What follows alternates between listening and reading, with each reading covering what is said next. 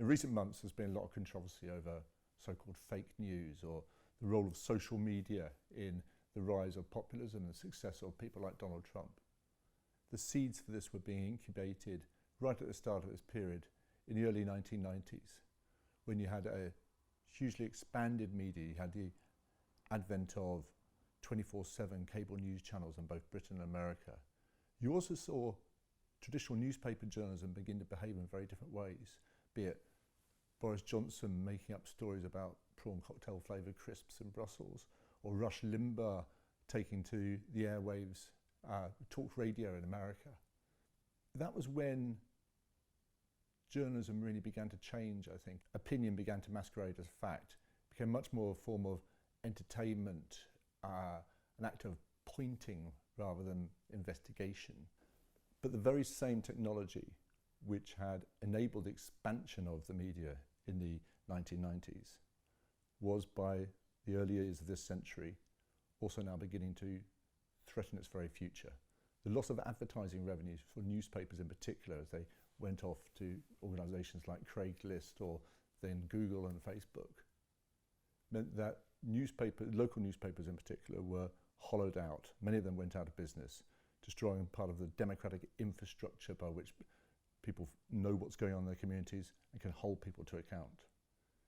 National newspapers were often reduced to a game of chasing cheap clicks and shares, no longer investigating serious issues, but pointing to whatever was trending or whatever was going viral.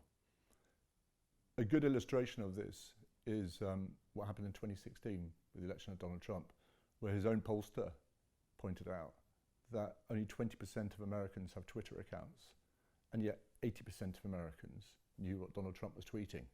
The reason for that wasn't anything to do with social media. It was to do with the New York Times, the Washington Post, CNN, and everybody else who was so obsessed with what Donald Trump was tweeting that they were the people who were telling Americans about it, not social media.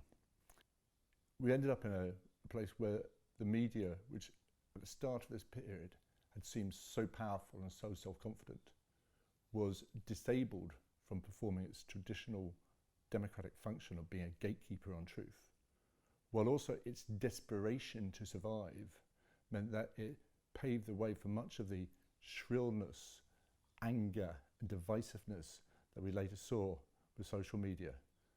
The media exists to collect, distribute information.